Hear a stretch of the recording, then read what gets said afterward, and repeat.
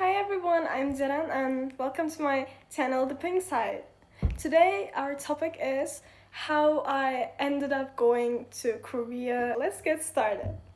Okay, first, actually I think this is really random. I don't think anyone else started going to Korea because of this reason, but when I was in middle school, I used to play taekwondo and like and that's also really a weird reason because in in elementary school, one of my classmates used to do taekwondo, and I I knew about taekwondo because of him, and then I wanted to do it as well. Actually, in elementary school, but at that time, my parents were like, I didn't even actually say that to them, but my parents were like, "Oh, this is too masculine sport." I thought they wouldn't let me do it, so I didn't tell them.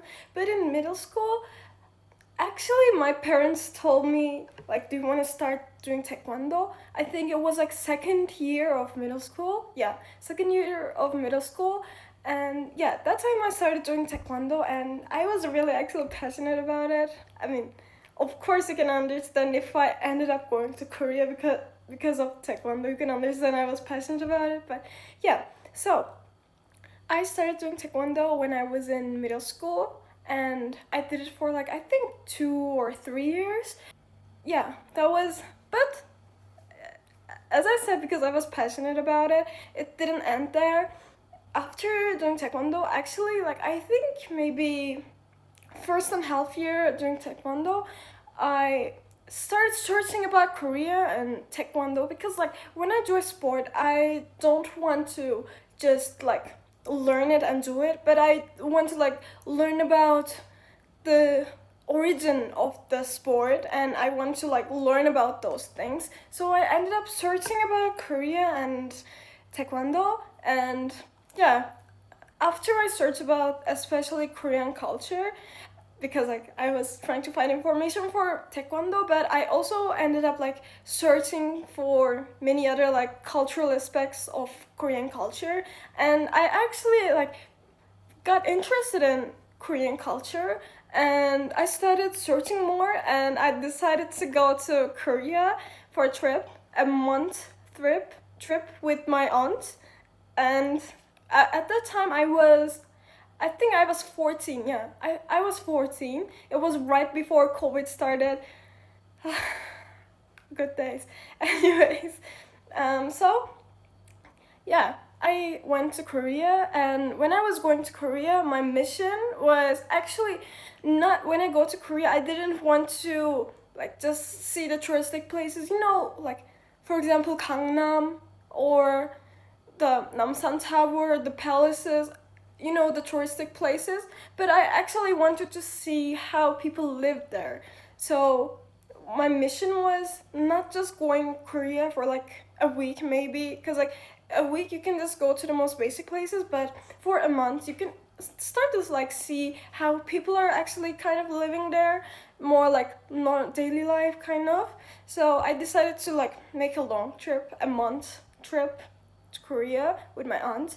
So when I went to Korea, I actually really liked how it was, because before going to Korea, I actually did my research really well, so I didn't really have any cultural shocks or kind of things, because I already did all my research for a long time on internet. So it was all I expected.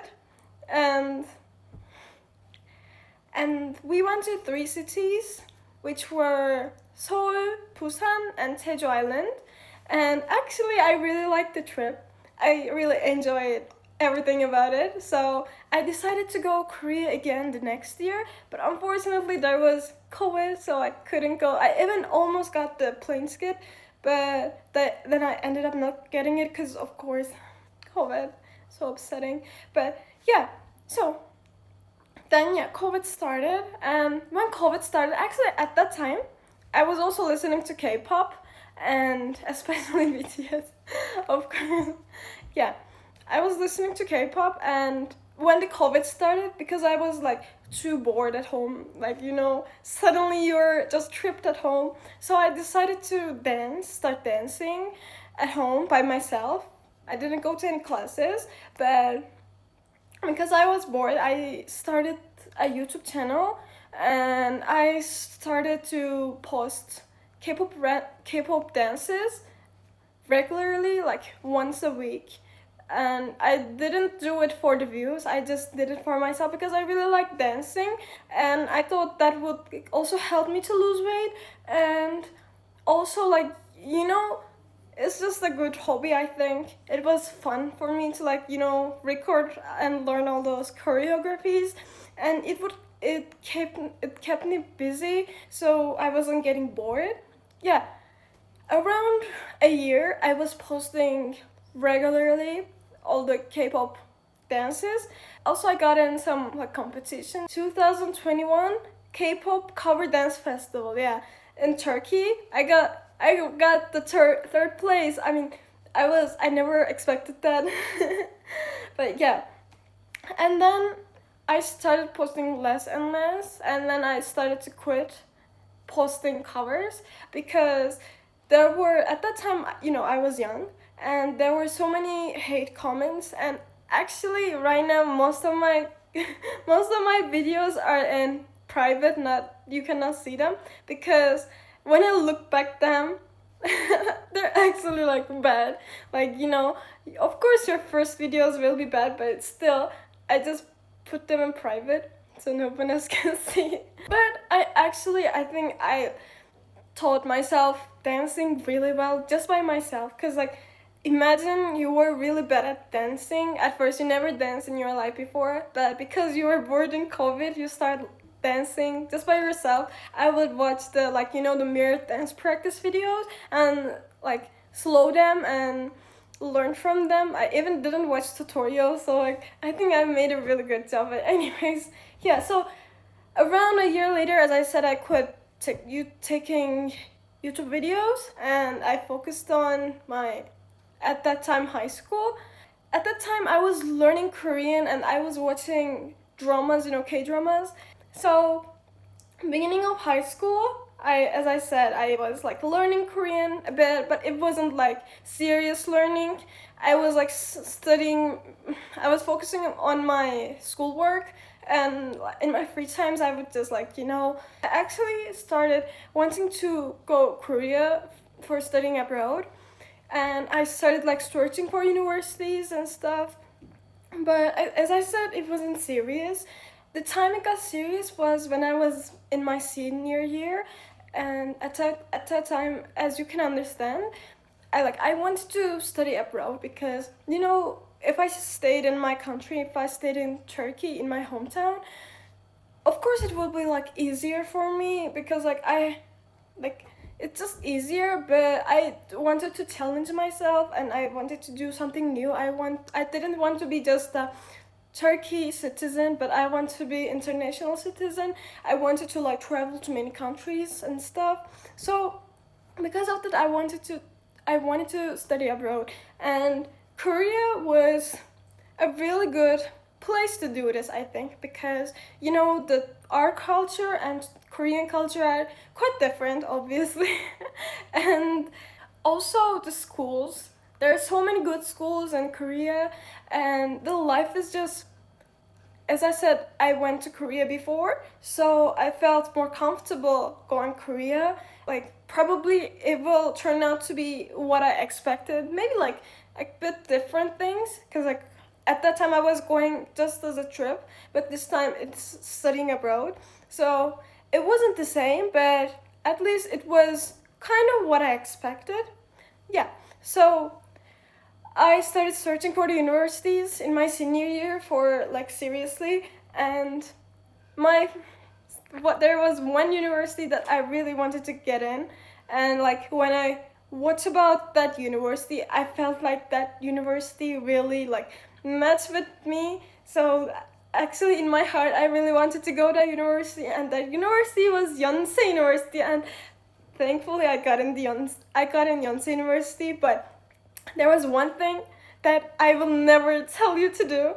Actually, I just applied for just one university and just one degree. So like, if I didn't get into Yonsei, I would probably not probably. I would need to study for at least one semester more to just apply again. And yeah, I think not totally lucky because I obviously worked hard to get into the university, but still, thankfully, I got in and I'm really happy about it. Yeah, so last year I got into Yonsei and I started. Actually, you know what? I knew a bit of Korean. As I said, I learned it from not the textbooks, but from dramas and stuff. But still, it wasn't enough for, like, understanding the classes. And I thought the classes will be in English, but unfortunately, the classes were in Korean. So when I first went to Yonsei University, I first got language classes. It's not language school, but inside the same school, same university with other freshman students. But I just took Korean classes. I already knew like beginner level Korean, so I just took the intermediate level.